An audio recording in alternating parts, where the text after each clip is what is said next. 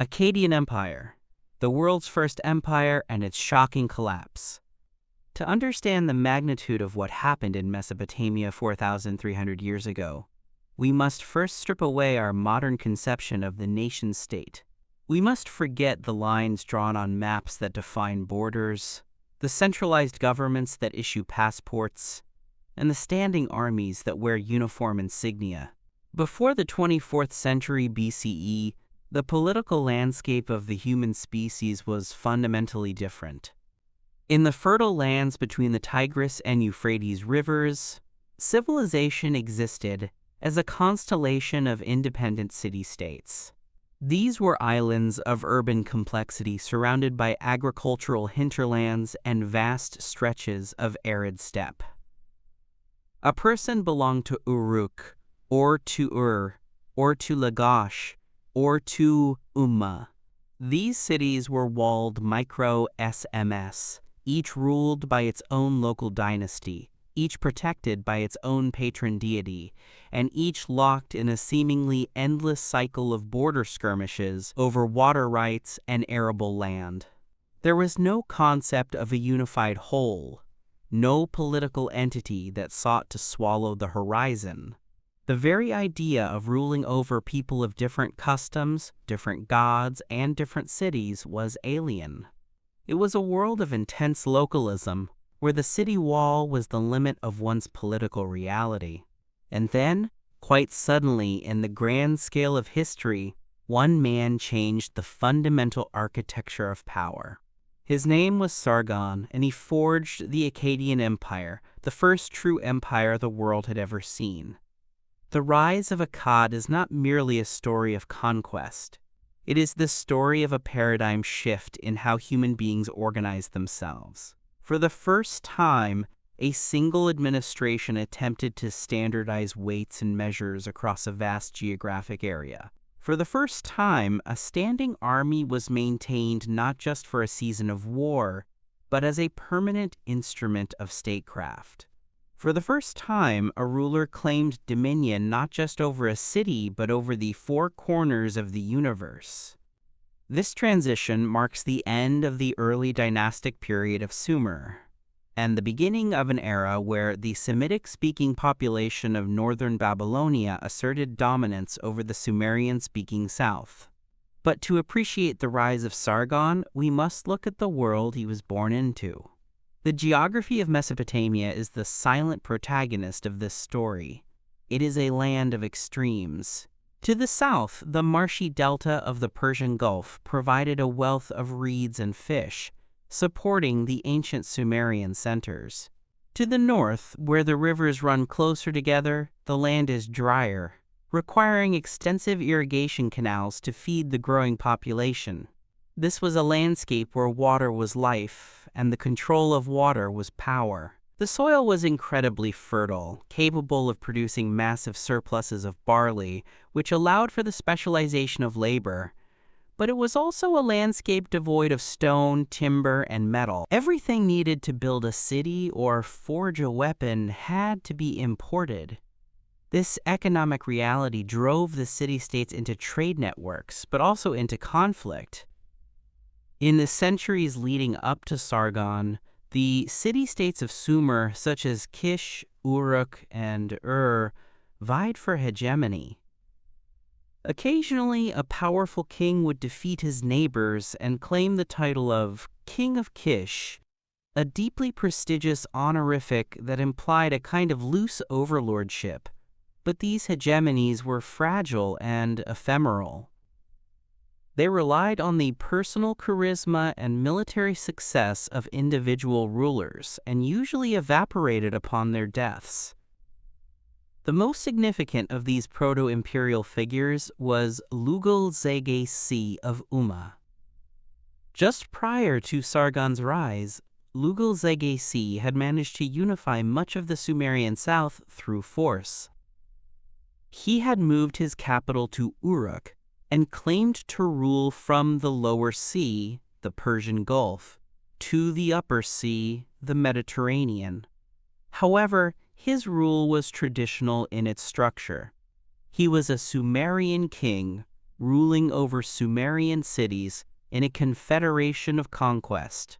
He did not fundamentally alter the administrative DNA of the region. He was the last of the old guard, unaware that a new kind of storm was gathering in the north. The origins of Sargon of Akkad are shrouded in the mists of legend, a deliberate mystification that Sargon himself and his successors likely cultivated. The name Sargon is the biblical form of the Akkadian name Sharukin, which translates to "the king is legitimate" or "the true king." For a historian, such a name is an immediate red flag. A king who is born to the throne rarely needs to name himself "the king is legitimate." It is the usurper, the outsider, the man who seized power rather than inherited it, who needs to broadcast his legitimacy in his very title. The later Sargon legend, a text found in Neo-Assyrian libraries but reflecting older traditions, gives him an origin story that echoes strangely with the later biblical tale of Moses. It describes him as the son of a priestess and an unknown father. His mother, seeking to hide his birth, placed him in a basket of rushes, sealed it with bitumen, and cast him into the river. The river carried him to a water drawer named Aquqi, who adopted him and raised him as a gardener. This narrative serves a potent political purpose. It separates Sargon from the established dynastic lines. He owes nothing to the old families. He is a man of the people, a self-made titan, and a favorite of the goddess Ishtar. In historical reality, Sargon likely began his career in the court of Ur-Zababa, the king of Kish. Kish was a significant city in the northern part of the southern Mesopotamian alluvium. It had a mixed population of Sumerians and Semitic-speaking Akkadians. Sargon rose to the position of cupbearer, a role that was not merely domestic, but highly political, involving distinct trust and access to the monarch. The transition from cupbearer to king is lost to the specific details of a coup, but we know that Sargon seized the throne of Kish. However, he did not simply remain in Kish. He did something that signaled a break with the past. He established a new capital city, Agade, or Akkad. The location of this city remains one of the greatest archaeological mysteries of the ancient Near East. Despite over a century of excavation, Agade has never been found. We know it existed, we know it was a thriving metropolis with a harbor, temples, and palaces, but it lies somewhere under the shifting silts of the Iraqi landscape, perhaps near the confluence of the Diyala and Tigris rivers. By founding a new city, Sargon detached his power base from the traditional factionalism of the old Sumerian cities. Agade was a blank slate, a center of power that was purely his own. From Agade, Sargon launched his campaign against the south. His primary rival was Lugal-Zagesi, the unifier of Sumer. The conflict between Akkad and Uruk was not just a war between two cities. It was a clash between two eras. Sargon's military innovations likely played a decisive role. While Sumerian warfare traditionally involved heavy phalanxes of spearmen and clumsy chariots drawn by onagers, the Akkadian forces may have utilized more mobile tactics and the composite bow, a weapon that offered superior range and power. In a series of massive battles, Sargon crushed the coalition of Sumerian city-states. The inscriptions claim he fought 34 battles and dismantled the walls of the conquered cities. The treatment of Lugal-Zagesi was humiliating and symbolic. Sargon captured him, placed a yoke around his neck, and led him in a procession to the gate of the Enlil temple in Nippur. Nippur was not a political capital, but it was the religious heart of Mesopotamia, the dwelling place of Enlil, the chief god of the pantheon. By parading the defeated Sumerian king before Enlil, Sargon was asserting that the gods had transferred the right to rule from the Sumerian dynasties to him, the Akkadian usurper. Having secured the south, Sargon did not stop. The concept of empire requires expansion beyond one's cultural and ecological home. Sargon turned his gaze upstream. He campaigned up the Euphrates, conquering the region of Mari and pushing as far as Ebla in modern Syria. He marched to the Cedar Forest, likely the Amanus Mountains in Lebanon, and the Silver Mountain, the Taurus Mountains. These campaigns were not merely for glory, they were economic necessities. Mesopotamia lacked the timber for temple roofs and the metal for weapons. By securing these routes, Sargon bypassed the middlemen and funneled the wealth of the periphery directly into Agade. He also turned east, campaigning against Elam in the Zagros Mountains of Iran. The inscriptions speak of him washing his weapons in the sea, a ritual act signifying total conquest. Under Sargon, the Akkadian Empire controlled the trade routes from the Persian Gulf to the Mediterranean, creating a commercial sphere of unprecedented scale. Ships from Dilmun, modern Bahrain, Maghin, Oman, and Meluha, the Indus Valley civilization, docked at the quays of Agade, bringing copper, gold, ivory, and lapis lazuli. But conquest is the easy part of empire building. Consolidation is the challenge. Sargon and his successors had to invent the mechanisms of imperial control. They could not simply leave the old systems in place. They replaced the local rulers with Akkadian officials, or loyalists, who referred to themselves as sons of Akkad. This created a centralized aristocracy that owed its allegiance solely to the king. They imposed a standardization of weights and measures to facilitate taxation and trade. The gur of Akkad became the standard unit of volume. They introduced a new dating system based on regnal years and major events. Crucially, they elevated the Akkadian language to the language of administration. Sumerian remained the language of religion and high literature, but the business of the state, the letters, the receipts, the legal documents, was conducted in Akkadian. This linguistic shift had profound long-term consequences, eventually leading to the extinction of Sumerian as a spoken language, preserving it only as a scholarly/liturgical tongue, much like Latin in medieval Europe. One of the most brilliant political moves of Sargon involved religion. He understood that military force alone could not hold together a patchwork of reluctant city-states. He needed to control the theological narrative. He appointed his daughter Enheduanna as the high priestess of the moon god Nana at Ur. This was a masterstroke. Ur was a powerful Sumerian city with a distinct identity.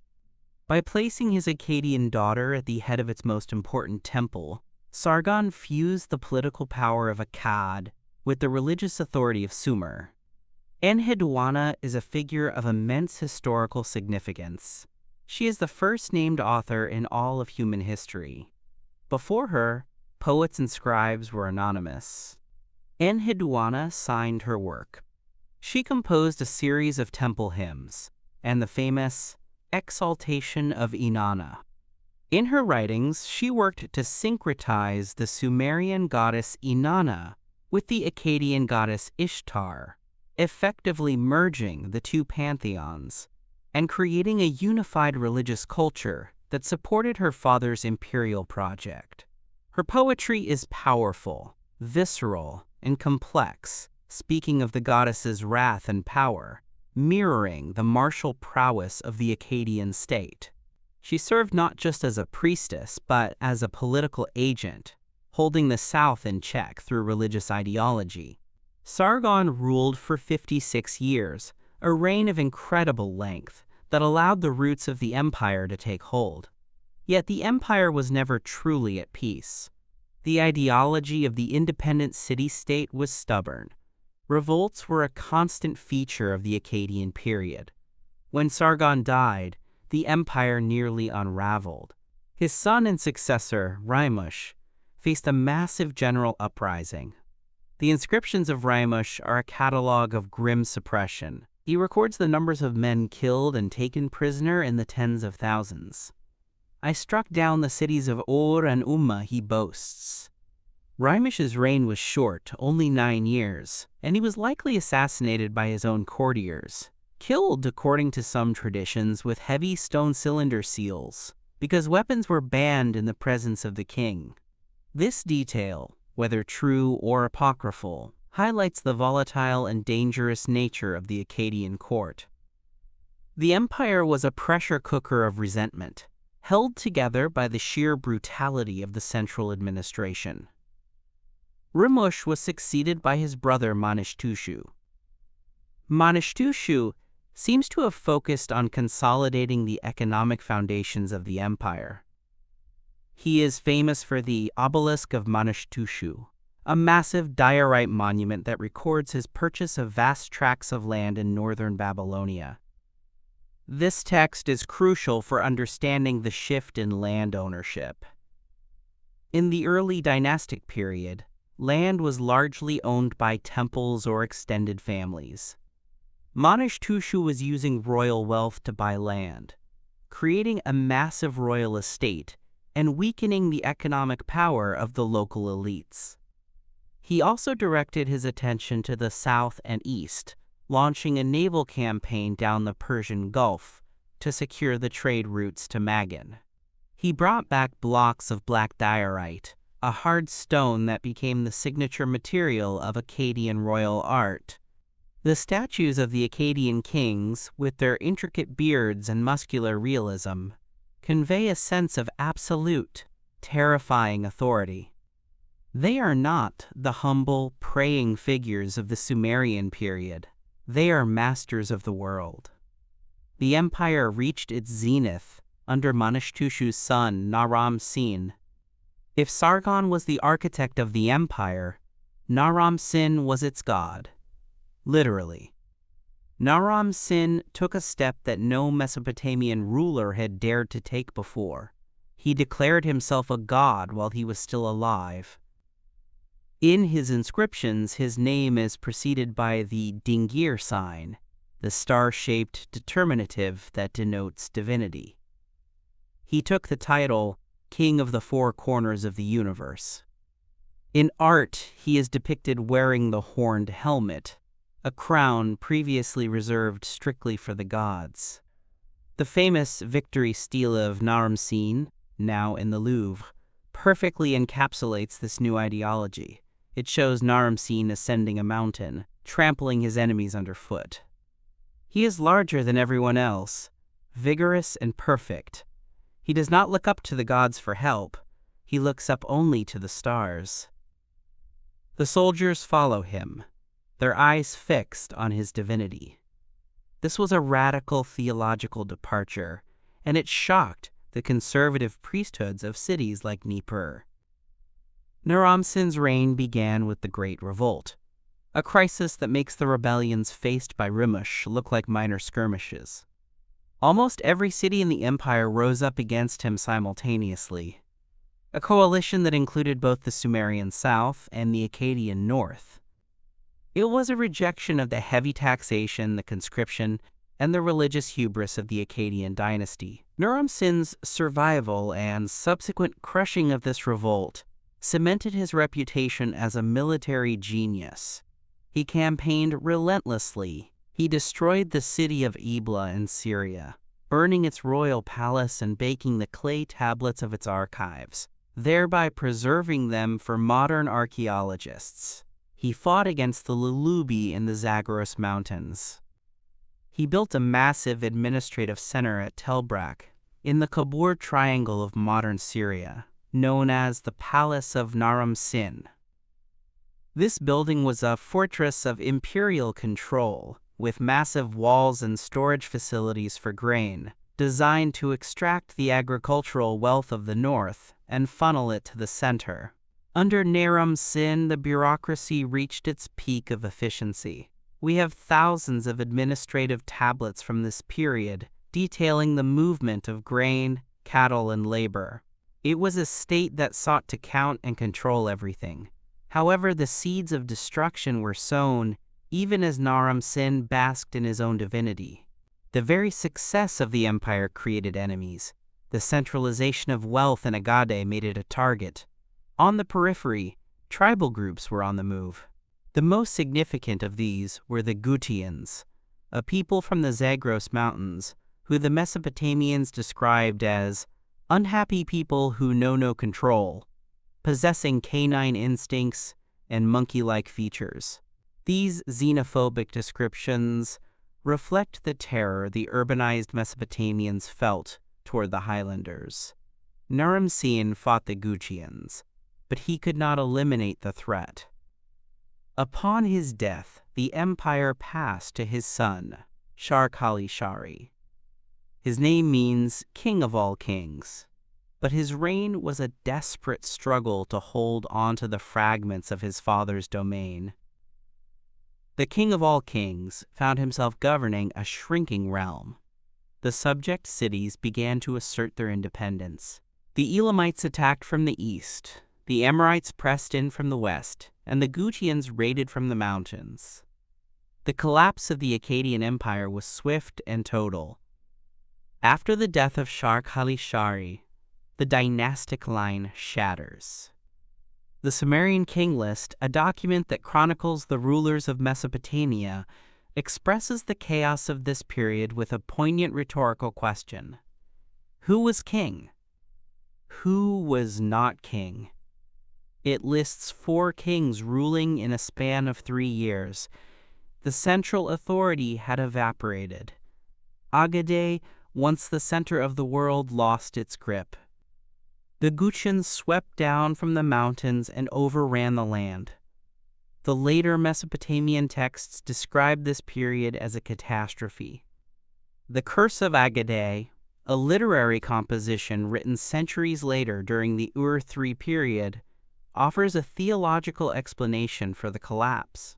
It claims that Naram Sin, in his arrogance, had sacked the temple of Enlil in Nippur. In retaliation, Enlil called upon the Gutians to destroy Agade. The text describes the horrors of the invasion. The courier could not walk on the road. The boat could not sail on the river. Famine killed the people. The wife was rejected by her husband. The child was rejected by his parents. It portrays a complete societal breakdown where the normal bonds of humanity were severed by hunger and fear. For decades, historians accepted a version of events that combined the military pressure of the Gutians with the internal structural weaknesses of the empire. Overextension, constant rebellion, and barbarian invasion are the classic ingredients of imperial collapse. However, in recent decades, a new player has entered the historical analysis: climate change. This hypothesis centers on the, quote, 4.2 kiloyear event around 2200 BCE, coinciding precisely with the fall of Akkad. Paleoclimatological data indicates a massive, abrupt, and prolonged mega-drought across the Near East. Soil samples from Tel Leilin in Syria, analyzed by archaeologist Harvey Weiss and his team, show a sudden layer of wind-blown dust and a lack of earthworm activity, indicating a period of extreme aridity. Analysis of marine cores from the Gulf of Oman and stalagmites from caves in the region corroborate this. This was not just a few dry summers. This was a shift in the climate system that lasted for centuries. The rainfall in the northern agricultural plains, the breadbasket of the Akkadian Empire, failed. The dry farming that supported the massive populations of cities like Tel Brak and the northern administrative centers became impossible. The result was an ecological refugee crisis. The populations of the north, facing starvation, abandoned their cities. We see this in the archaeological record: a sudden abandonment of settlements in the upper Kabur plains. These people migrated south, down the rivers, toward the irrigated lands of southern Mesopotamia. But the south was already stretched to its limit. The sudden influx of immigrants would have overwhelmed the infrastructure, the food stores, and the social fabric of the southern cities. The Gutian hordes described in the texts might not have been solely foreign invaders, but a mix of desperate transhumant pastoralists and starving farmers, forced out of their lands by the changing environment, descending upon the wealthy cities in a fight for survival. The irrigation systems of the South, vital for agriculture, required constant maintenance and a stable central authority to manage. As the central government crumbled under the weight of famine, migration, and warfare, the canals would have silted up. The water, once a source of life, became a weapon or vanished entirely. The connection between the climate event and the political collapse is compelling. The Akkadian Empire was a complex system optimized for a specific set of environmental conditions. It relied on the surplus of the north to feed the bureaucracy and the army. When that surplus evaporated, the system had no redundancy. The extracted wealth that fueled the glory of Agade stopped flowing. The soldiers could not be fed. The loyalty of the provincial governors could not be bought. The empire died not just because of the sword, but because the sky turned to dust. The aftermath of the collapse was a dark age for Mesopotamia. The Gutians ruled for a time, but they were reviled by the native population as incompetent rulers who did not know how to perform the proper rituals or maintain the canals. Eventually, the city-states of the south reasserted themselves. The city of Uruk, and later rose to prominence, driving out the Gutians and establishing the third dynasty of a Sumerian renaissance. But the legacy of Akkad remained. Sargon and Naram-Sin became figures of legend, the archetypes of kingship against which all future Mesopotamian rulers measured themselves. The Akkadian language they imposed remained the lingua franca of the Near East for another 1,000 years, used by Egyptian pharaohs and Hittite kings to communicate. The idea of a unified Mesopotamia, of an empire that spanned the four corners of the world, never went away.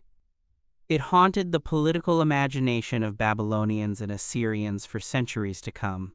The Akkadian Empire demonstrated that it was possible to bind many peoples into one, but its collapse demonstrated the terrifying fragility of complex societies in the face of environmental catastrophe. The dust that covers the lost city of Agade is a reminder that even the most powerful state, led by men who call themselves gods, is ultimately at the mercy of the earth itself. To dig deeper into the specific mechanics of Akkadian governance, we must look at the archaeological nuances of their administration.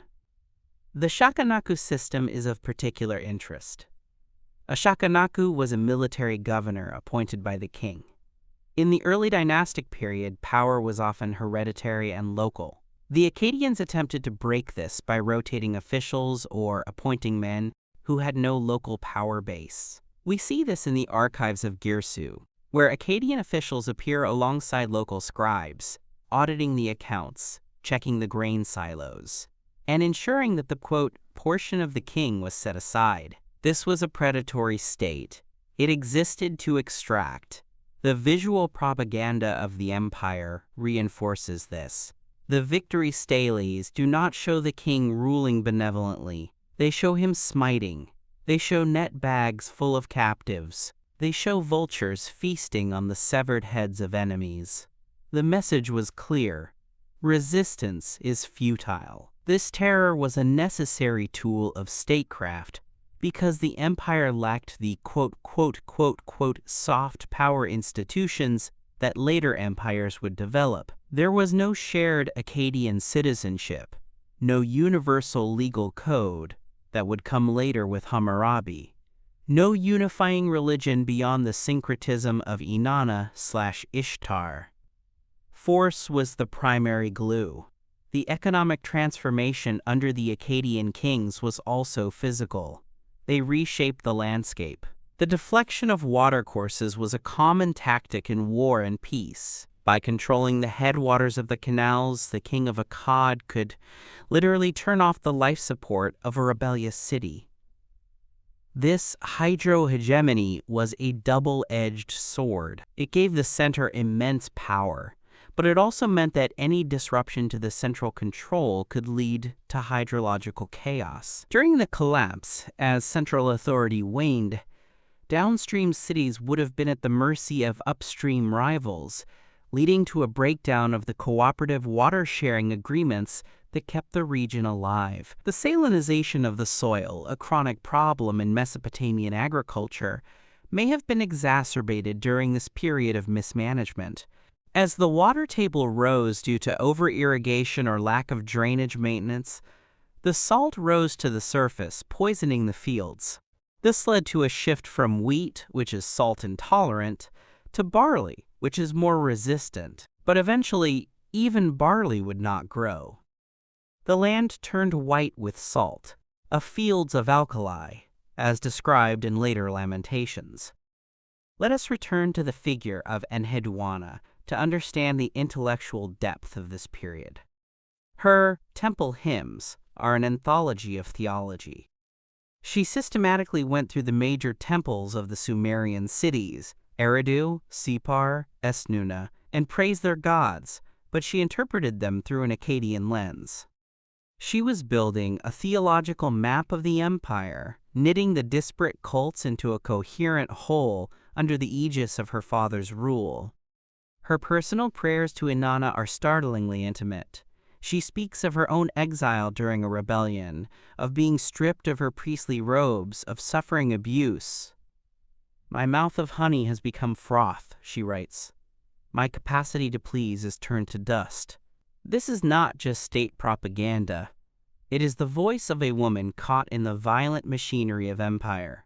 Her eventual restoration to power is framed as the triumph of Inanna, but it is also the triumph of the Sargonid dynasty. The survival of her poetry is remarkable. It was copied and studied in scribal schools for hundreds of years after her death.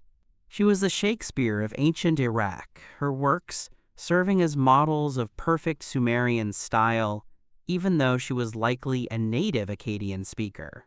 The trade networks established by Sargon and his successors brought exotic materials into the Mesopotamian alluvium that transformed the material culture. We find beads of etched carnelian that were manufactured in the Indus Valley Civilization, modern Pakistan, in the graves of Ur and Kish from this period. This proves a direct maritime link. The ships of Meluhha, mentioned in the texts, were capable of long-distance ocean voyages. They brought not just goods, but people and ideas. There is evidence of interpreters of the Meluhan language residing in the Akkadian court. This was an age of globalization, Bronze Age style. The cylinder seals of the Akkadian period show a distinct shift in style. The contest scenes of the early dynastic period, where abstract heroes fight animals, are replaced by scenes of order, of presentation to the gods, and of specific mythological narratives. The artists of Akkad were masters of musculature and composition. The famous bronze head of an Akkadian ruler, often identified as Sargon or Naram Sin, found at Nineveh, is a masterpiece of metalworking. The eyes were once inlaid with precious stones, later gouged out by enemies. The intricate detailing of the beard and the braided hair shows a level of technical sophistication that was unsurpassed for centuries. However, the military machine that protected this trade was a devourer of men. The conscription lists give us a glimpse of the human cost. Men were drafted from their fields to fight in distant mountains. Many never returned. The ilku duty, a form of labor or military service owed to the state, became a heavy burden. If a man could not serve, he had to pay for a substitute. Families went into debt. They sold their children into slavery to pay the taxes or the substitution fees. The polarization of wealth increased. The rich, the sons of Akkad, grew richer on the spoils of empire, building large estates and consuming the imports from abroad. The poor, The common farmers of Sumer saw their autonomy vanish and their burdens increase. This class friction undoubtedly fueled the constant rebellions. When the Gutians arrived, it is possible that some of the downtrodden population welcomed them, or at least did not fight too hard to save the masters who had oppressed them. The transition from the early dynastic city-state to the Akkadian territorial state also involved a change in the concept of borders. Previously, a border was a vague zone between two cities. Under Akkad, the border became a hard line to be defended. Naram-Sin built fortresses to mark the limits of his realm. He wanted to define where civilization ended and the barbaric world began. This binary worldview, civilized versus barbarian, Akkad versus the mountain people, became a trope of Mesopotamian thought. It justified the endless wars. If the outsiders are not fully human, if they are monkeys, as the texts say, then conquering them is a duty. It brings order to chaos. This imperial ideology completely masked the reality that the barbarians were often integral to the economy, supplying the sheep, the wool, and the mercenaries that the empire relied upon. The role of the NC, the local governor, changed drastically. In the pre-Akkadian period, the NC was the ruler of the city, answerable only to the city's god. Under the Akkadians, the NC became a middle manager. He had to travel to Agade to present gifts to the king. He had to send his troops to join the royal army. He had to supply workers for royal building projects. We have letters from Ensis complaining about the demands of the central administration. The troops are hungry, one writes. The grain has not arrived. These letters reveal the logistical nightmare of running a centralized state with Bronze Age communication technology. It took weeks for a message to travel from the capital to the periphery.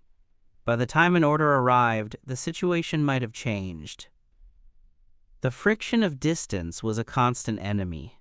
The collapse of the Akkadian Empire serves as a case study in the vulnerability of complexity. A complex society requires a high energy input to maintain its order.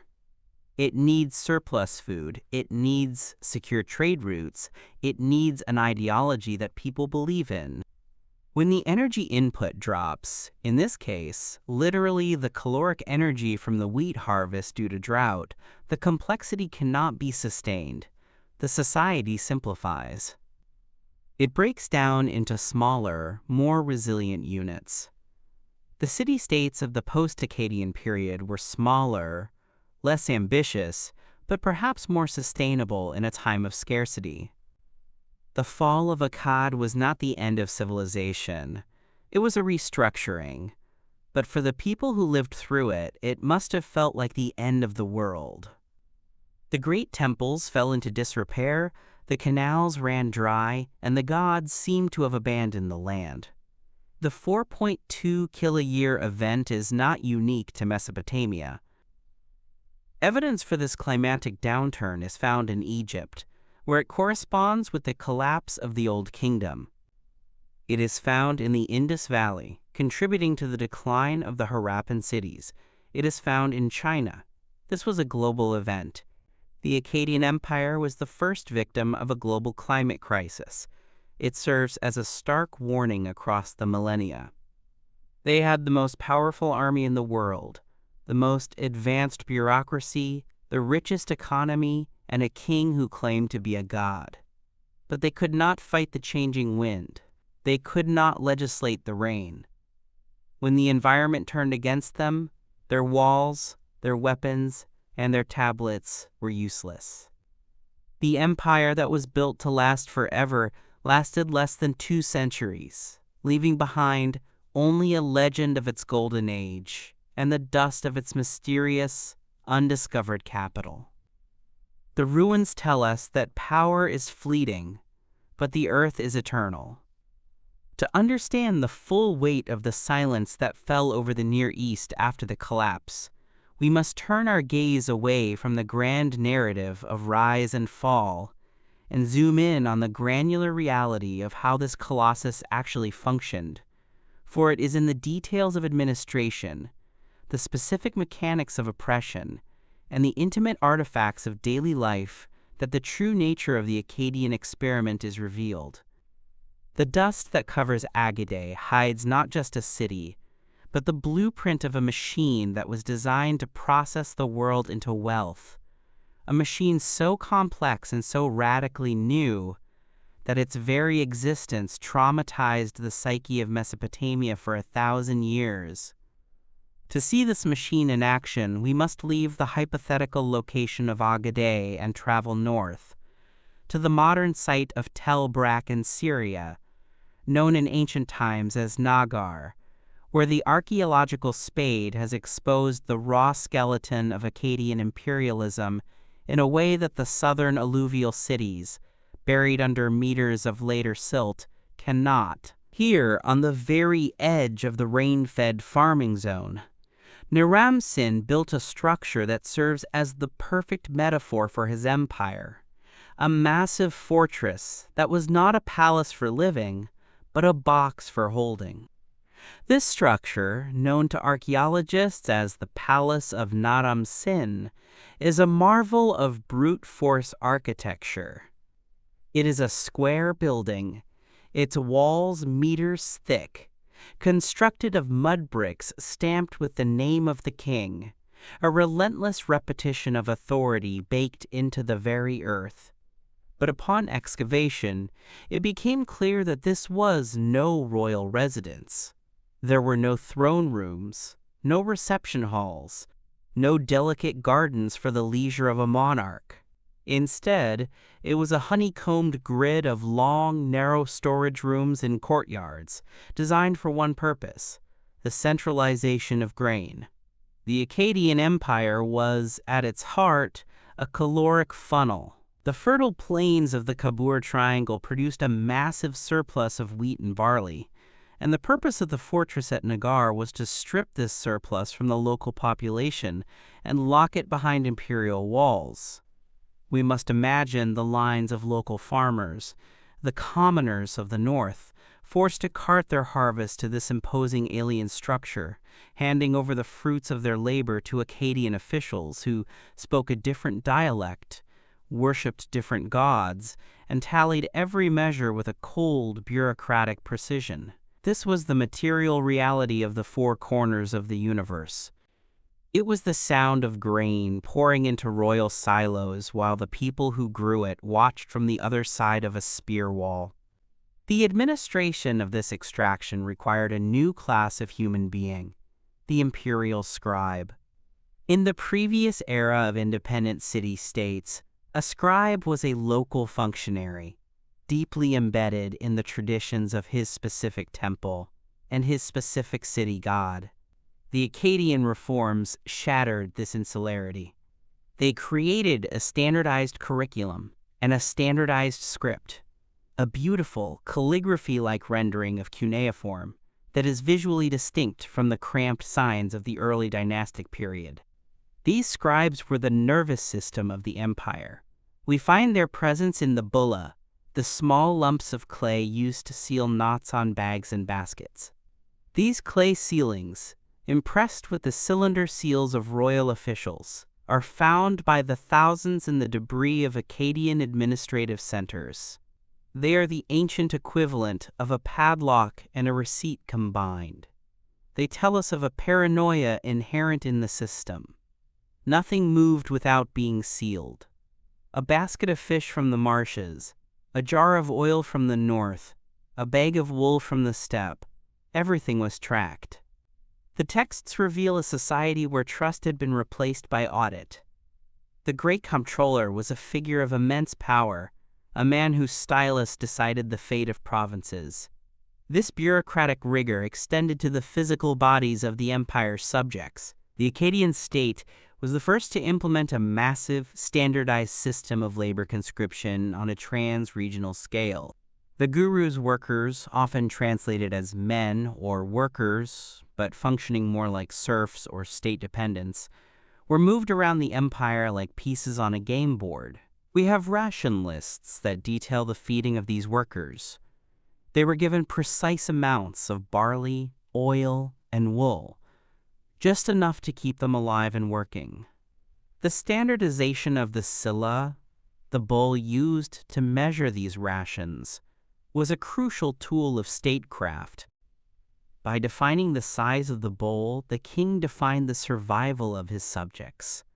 This commodification of human life is visible in the skeletal remains found in mass graves from the period. The bones often show signs of extreme stress, repetitive motion injuries, and nutritional deficits. The glory of Agade, the gold and the lapis lazuli, was floated on a sea of cheap, expendable labor, fueled by the standardized rations distributed from fortresses like Nagar. But the empire was not just a sponge absorbing resources. It was also a projector of violence, and the specifics of Akkadian warfare reveal a shift in the technology of death. The stele of the vultures from the earlier Sumerian period shows a dense phalanx of shield-bearers, a slow-moving wall of spears. Akkadian art shows something different. It shows loose formations of men, dynamic and unencumbered. It highlights the composite bow. This weapon was a technological revolution. Constructed of wood, horn, and sinew laminated together, it had a pull weight and a range that far exceeded the simple self-bows of the past. An Akkadian archer could kill a Sumerian spearman before the spearman could even close the distance.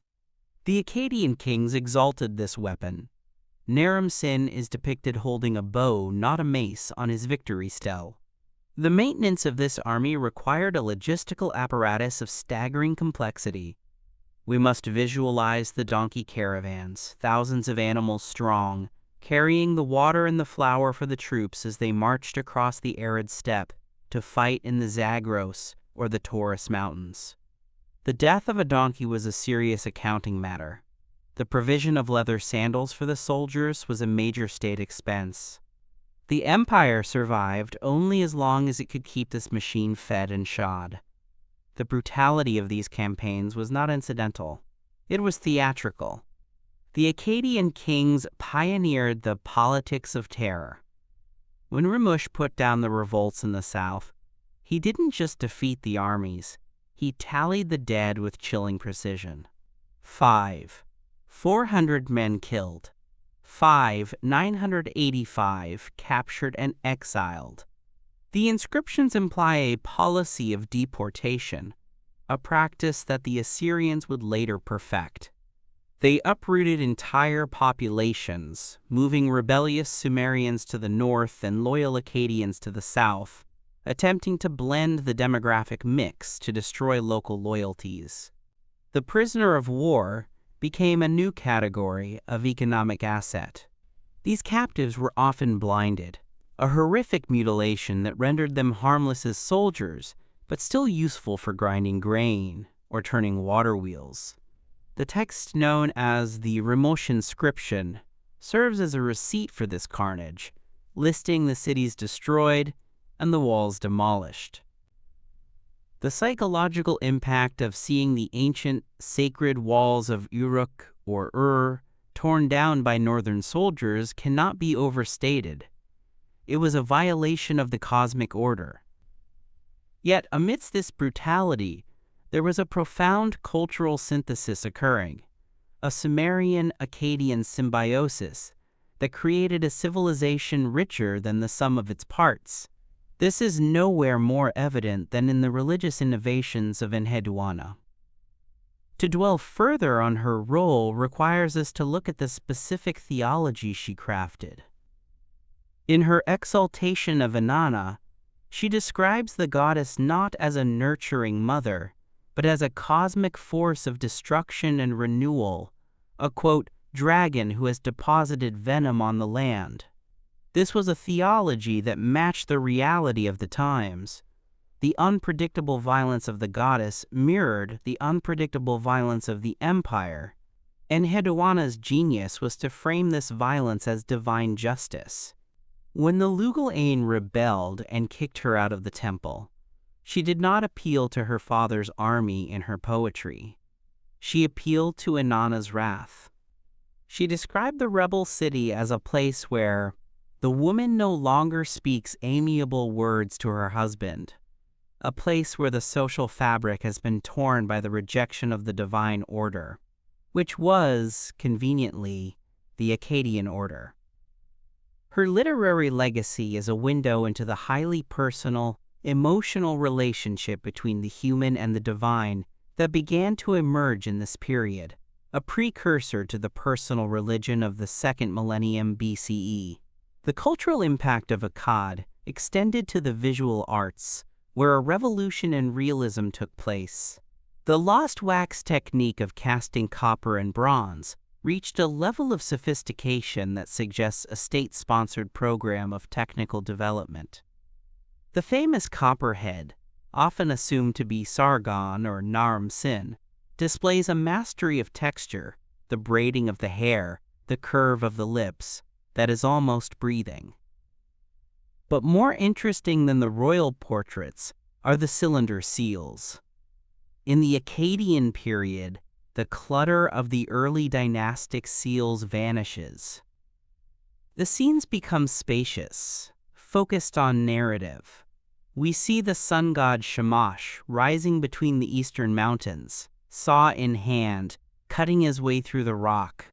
We see the water god Ea, with streams of fish-filled water flowing from his shoulders. These images were not just decoration, they were theological propaganda. They standardized the iconography of the gods.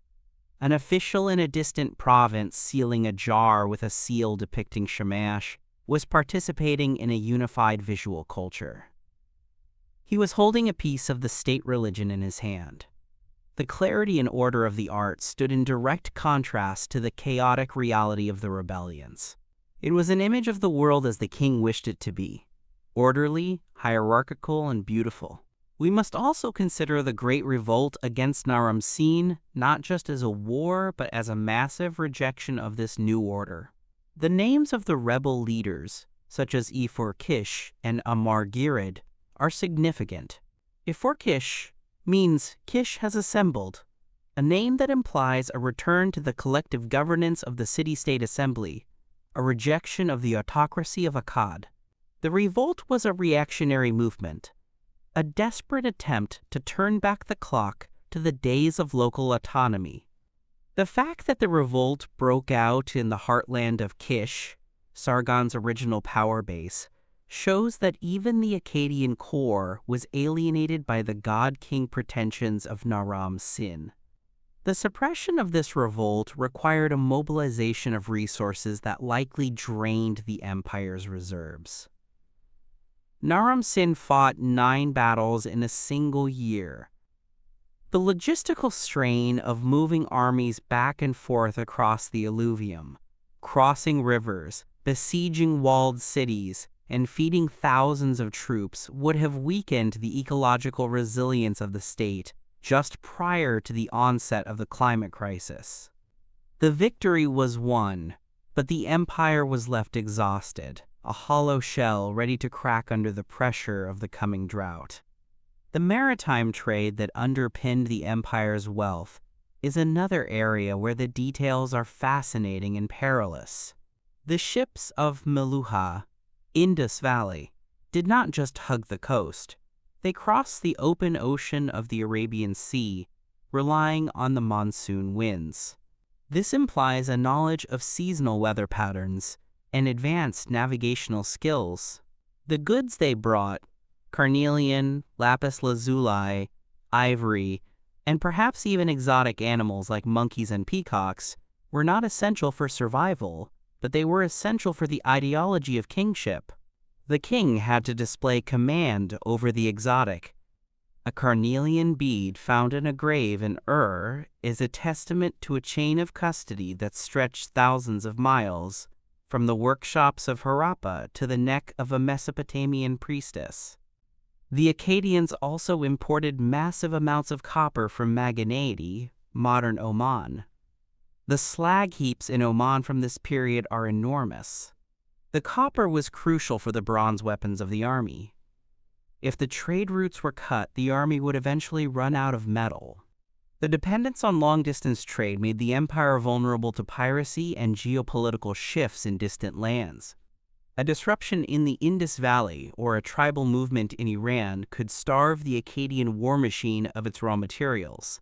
Let us look closer at the Obelisk of Manishtushu. This black diorite monument is a legal document of immense importance. It records the king's purchase of 8 large parcels of land, totaling over 2,000 hectares. The sellers are listed as groups of brothers or kinsmen. This is the death knell of the old communal land tenure system. In the past, land belonged to the clan or the temple and could not be alienated. Manishtushu used the royal treasury to break these bonds, buying the land and distributing it to his own officers. He was literally buying the loyalty of his generals with the soil of Sumer. The text describes the feast given to the sellers: thousands of liters of beer, hundreds of loaves of bread, oil, and garments. It looks like a fair transaction, but in reality, it was a forced sale. You do not say no to the king of the universe. This accumulation of royal estates created a new landscape of latifundia, large plantations worked by dependent labor, further dispossessing the traditional peasantry and creating a class of landless poor who would have been the first to starve when the climate turned. The legal system of the empire also gives us glimpses into the friction of daily life. We have court records that detail disputes over divorce, inheritance, and theft. The oath of the king became the ultimate legal sanction. To swear by the life of the king and then lie was a capital offense. This inserted the presence of the monarch into the private disputes of every family. We see a gradual erosion of the rights of women compared to the early Sumerian period, a trend that would continue into the Babylonian era. The Akkadian militarization of society likely strengthened patriarchal structures. When the state is an army and the army is men, the status of women, even with figures like Enheduanna, tends to suffer in the general population. The family was being reshaped to serve the state, with the father as the local representative of the king's authority. The language itself, Akkadian, is a Semitic language, related to Hebrew and Arabic. Its grammar is complex, based on triconsonantal roots. The shift from Sumerian, an isolate language with no known relatives, to Akkadian was a profound cognitive shift. Sumerian is agglutinative. You add chains of prefixes and suffixes to a root. Akkadian is inflected. The root itself changes. This linguistic takeover was not total. Sumerian remained the language of high culture, but the streets belonged to Akkadian. We can imagine the marketplace of Agade as a babel of tongues: Akkadian, Sumerian, Elamite, Hurrian, Amorite, and the Meluhan language. It was a cosmopolitan mixing bowl. The spread of the Akkadian language facilitated the spread of ideas. It created a cultural sphere that transcended the political boundaries of the empire. Even after the empire fell, the language remained. It became the diplomat's tool. When an Egyptian pharaoh wrote to a Hittite king 1,000 years later, they wrote in Akkadian. Sargon's true conquest was not the cities he sacked, but the language he imposed. As we approach the collapse, the archaeological evidence at sites like Tel Leilan becomes terrifyingly clear. We see the Habur hiatus. A layer of occupation is followed by a layer of nothing. No walls, no pottery, no hearths. Just wind-blown dust and sterile soil. This hiatus lasts for nearly 300 years in some places. This is the footprint of the megadrought. The abandonment was not orderly. We find pottery left on floors, grinding stones left in courtyards. People left in a panic, taking only what they could carry. The direction of the flight was south, towards the rivers. This mass migration is the Amorite invasion mentioned in later texts. The Amorites, Martu, were pastoralists from the west, who were likely driven into the settled zones by the desiccation of the steppe. The Akkadians built a wall, the repeller of the Amorites, to keep them out. It is one of the earliest examples of a border wall in history, and like most border walls built to stop desperate people, it failed. You cannot build a wall against hunger. The migrants found ways around it, or they simply overwhelmed it. The pressure of these populations on the dying cities of the south was the final straw. The collapse was also a failure of the gods. The theological legitimation of the king depended on his ability to provide abundance. The land was happy, the people were fed. The inscriptions boast, when the people were no longer fed, the king was no longer legitimate. The mandate of heaven was withdrawn. The Curse of Agade, written later, captures this theological crisis. It describes the gods abandoning the city. Ninlil left her chamber.